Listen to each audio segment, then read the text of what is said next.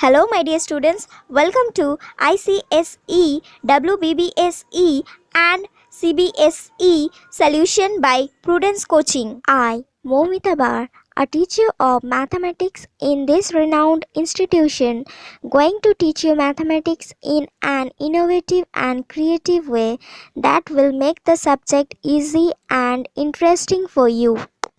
In class 9, you began your exploration of the world of real numbers and encountered irrational numbers. For your better understanding, we will continue our discussion on real number in this chapter after a quick recap of number system. So students, let's start. Before revising number system, let us get a basic concept of the part which we are going to learn today, that is Euclid's division algorithm. Here the word Euclid is a name of a Greek mathematician. That is, Euclid was a great mathematician, often referred to as the founder of geometry or the father of geometry. And the next word, that is division, is the process of dividing. And algorithm is a series of well-defined steps which we use to solve a problem. And this Euclid's division algorithm is also known as Euclid's division lemma. Here the word lemma means a statement which is already proven or a proven statement used for proving another statement. Students, as the name suggests, has to do with the divisibility of integers. Simply means that according to this Euclid's division algorithm, we will have two positive integers, that is a and b, and a will be greater than b.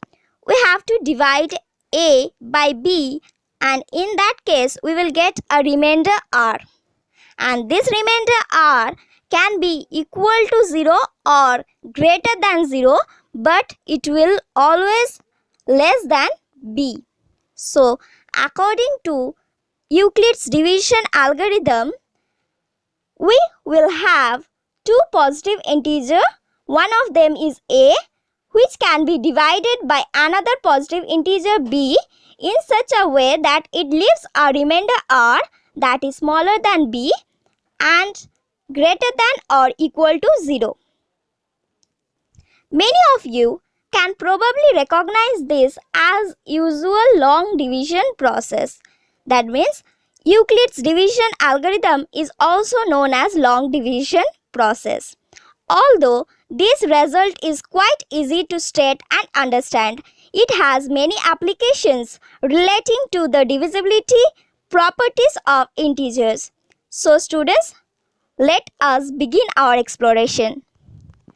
First, as I said, we will revise number system. Numbers mainly consist of complex number in the structure a plus ib, which is further classified into real number and imaginary number. If we see the structure of complex number, that is a plus ib, here a and b are real numbers, whereas I is the imaginary number, and the value of I square equals to -1, which is imaginary. That means this number cannot be placed on the number line, whereas real number can be placed or can be represented by a number line. So in this chapter we will learn about real numbers. So let's start. Real numbers are further classified into rational number and irrational number. What is rational number, students? Rational number refers to a number that can be expressed in a ratio of two integers. Let the integers be a and b. Then it is a rational number if we can write a by b, where a and b are co-prime number and b is not equal to 0. That is, denominator should not be equal to 0.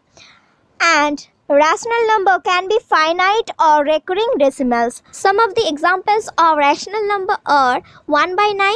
Here 1 by 9 is written in the form a by b, where b, that is equals to 9, is not equal to 0. So it is a rational number. 7 is also a rational number, as it can be expressed as 7 by 1 root over 16, that is 4. 4 by 1 can also be expressed in the form a by b, where b is not equals to 0. So it is also a rational number. 0.5, which is a terminating decimal number, written as 5 by 10, or it can be expressed as 1 by 2, that is a by b form, where b is not equal to 0. So 0.5, which is a terminating decimal number, is a rational number. Another example of rational number is 0.333, that will continue till infinity, which can also be written as 1 by 3, is a recurring decimal number, which is also a rational number. As we have a basic idea about rational number, let's see what is an irrational number. Irrational number is a number which cannot be written as a ratio of two integers. That is, it cannot be written in the form a by b, where a and b are two integers and a and b are co-prime numbers. So this kind of numbers are called irrational number. Non-finite or non-recurring decimals are irrational numbers. Let's see some of the examples of irrational numbers. Root over 2 cannot be simplified, so it is irrational. 3 by 0, here denominator is equal to 0, so it is irrational. Pi. As we know, pi is never ending, never repeating, and never shows any pattern. So the number pi is irrational number, and we take the value of pi as 22 by 7, which is just an approximation. So we will consider pi as irrational number. These rational numbers are further classified into integer and non-integer rational number. Non-integer rational number are the decimal numbers which can be negative or positive. Integers are non-decimal number. If we represent integer in the number line, then it will start from negative infinity and it will continue till positive infinity. Again, this integer is further classified into negative integers and whole number. Whole number is further classified into zero and natural number. If we represent these numbers using a number line, then it will start from negative infinity and it will continue till positive infinity. And in the middle you will find 0, which is neither positive nor negative. And if we move towards positive infinity from 0, then the numbers will be positive and it will continue like this: 1, 2, 3, 4 and so on. And on the other side the numbers will be all negative, that is -1, -2, -3 and so on till minus infinity. Students, from the number 0 to positive infinity, the numbers are called whole number. But one thing you need to remember, that numbers should not be decimal numbers. Similarly, the non-decimal numbers starting from 1 to positive infinity are called natural number. On the other side, the number from -1 to minus infinity or negative infinity are called negative integers. And all together, all these numbers which are not decimal number and starting from minus infinity till positive infinity are called integer. And the decimal numbers which comes between these integers are all non-integer rational number or decimal numbers. So students, with this we come to the end of number systems. We have already learned this theorem before in the beginning of this chapter. Here we will learn it in details. According to this theorem, that is Euclids Deviation lemma, given positive integers, that is here the positive integers are a and b, where a is greater than b, there exist unique integer. Unique integers are q and r, satisfying the equation. The equation is a equals to bq plus r, where r is greater than equal to 0 but less than b. This is a simplified form of the equation, that is dividend equals to divisor into quotient plus remainder. If we see this using an example, let us assume a equals to 5 and b equals to 2. 5 is greater than 2. Now if we divide 5 by 2, then we get quotient 2 and a remainder, that is 1.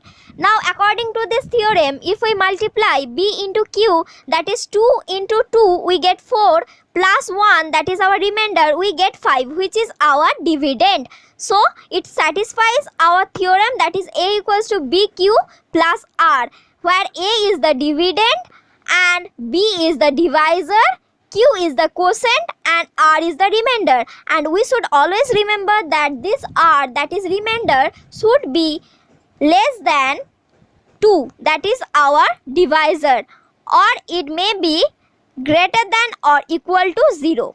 Now we will see what is an algorithm and what is a lemma. We have already learned about these two terms in the beginning. Algorithm is a series of well-defined steps which gives a procedure for solving a type of problem. That means if we are to solve a problem, then we follow a certain steps which is well defined from the beginning. These steps are called algorithm. The word algorithm comes from the name of 19th century Persian mathematician Al-Khwarizmi. In fact, even the word algebra is derived from a book he wrote called Hisab al-Zabar wal Mukabala.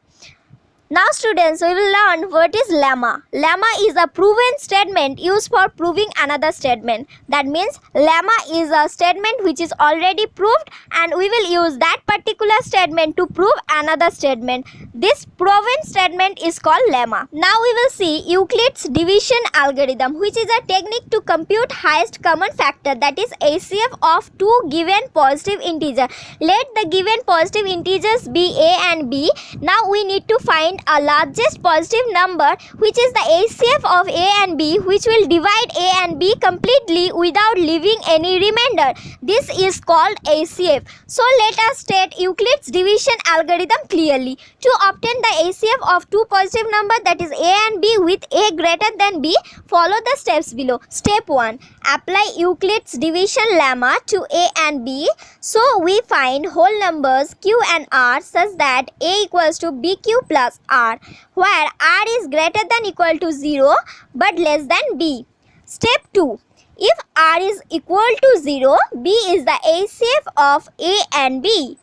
If r is not equal to 0, apply the division lemma to b and r. Now we need to apply the division lemma to b and r. Previously we were applying it on a and b, and if the remainder is not equals to 0, then we will apply it on b and r. Step number 3. Continue the process till the remainder is 0. We need to continue this process until our remainder is 0. The divisor at this stage will be the required HCF. That means whenever our remainder will be equal to 0, at that particular step, our divisor will be the required HCF. Let us get a clear concept of these steps using an example. If we divide 12,576, that is a dividend, by 4,052, which is a divisor, then our quotient will be 3. And we will get 4,552 into 3, that is 12,156, and by subtracting 12,156 from 12,576, our remainder will be 420. As you can see, our remainder is not equal to 0. So our remainder 420 will become our new divisor, and our previous divisor 4,052 will become our new dividend. Now if we divide 4,052 by 420, then we will get quotient 9, because 9 is the greatest multiple of 420, which is either equal to 4,052 or less than 4,052, which is equal to 3,780. Now if we deduct 3,780 from 4,052, then we will get 272 as the remainder. Students, you can see in this particular step 272, which is our remainder, not equal to 0. Therefore we need to repeat the step again. Here 272, which is the remainder, will become our new divisor, and our previous divisor, that is 420, will become our new dividend. Now if we divide 420 by 272, then we will get 1 as quotient, and our new remainder will be 148. Here also our remainder is not equal to 0, so this will become our new divisor, and our previous divisor, that is 272, will become our dividend. Now if we divide 272 by 142, then we will get quotient 1, and our remainder will be 124. Here also you can find that our remainder is not equal to 0, so we need to repeat the step again. Here our new divisor will become 124 and our previous divisor, that is 148, will become our new dividend. Now if we divide 148 by 124, then we will get 1 as our quotient and the remainder will be 24. Students, as you can see, in this particular step also our remainder, which is 24, is not equal to 0. So our new divisor will be 24 and our previous divisor 124 will become our new dividend. Now if we divide 124 by 24, our quotient will be 5 and we will get a remainder, that is 4. And here also our remainder is not equal to 0, so we need to repeat the step again. As 4 is the remainder which is not equal to 0, so it will become our new divisor and our previous divisor 24 will become our new dividend. Now if we divide 24 by 4, we will get a remainder which is equal to 0. According to Euclids Deviation algorithm, whenever you will find remainder equal to 0, the divisor of that particular step will become the HCF of the given numbers. So, the HCF of 4052 and 12576 is 4. And in the exam, we are going to present our solution like this. You need to write the solution stepwise. In the first step, you will write, since 12,576 is greater than 4,052, we apply the division lemma to 12,576 and 4,052. To get 12,576 equals to 4,052 into 3 plus 420. This expression is similar to A equals to BQ plus R, where A is the dividend, B is the divisor, Q is the quotient and R is the remainder. And we need to remember that R is always greater than or equal to 0 but always less than B, that is less than divisor. As you can see, in the first step our remainder is 420, which we can prove from this also, that 4052 into 3 plus 420 equal to 12,576, and here the remainder is 420, which is not equal to 0. When the remainder is not equal to 0, as I said, that this remainder will become our new divisor and our previous divisor, that is 4052, will become our new dividend. As a result, we will apply the lemma on 420 and 4052. In the second step, we need to write, since the remainder 420 is not equal to 0, we apply the division lemma to 4052 and 420 to get 4052. That is equals to 420 into 9 plus 272. Here 4052 is the dividend. In order to find out the value of dividend, we need to multiply 420, that is the divisor, into quotient, that is 9 plus remainder. So we have written 4052 equals to 420 into 9 plus 272. In the second step, the remainder is 272, which is not equals to 0. So in the third step, we will write, we consider the new divisor 420 and the new remainder 272 and apply the division lemma to get 420. Now we need to get 420, which is our new dividend. In order to get 420, which is a dividend, we need to multiply the divisor with quotient and we need to add the remainder, that is 272 into 1 plus 148. We will get 420. So we have written 420 equals to 272 into 1 plus 148. Here also you will find that the remainder is not equals to 0, so we need to repeat the step again. We will write, we consider the new divisor 272 and the remainder 148 and apply the division lemma to get 272. Now we need to get 272. In order to get 272, which is a new dividend, we need to multiply 148 into 1 plus 124. And we will get 272 equals to 148 into 1 plus 124. In the next step, we will write, we consider the new divisor 148 and the new remainder 124 and apply the division lemma to get 148, because in the previous step our remainder is not equals to 0. So in order to find 148, we will multiply the divisor into quotient plus remainder and we will get the 148.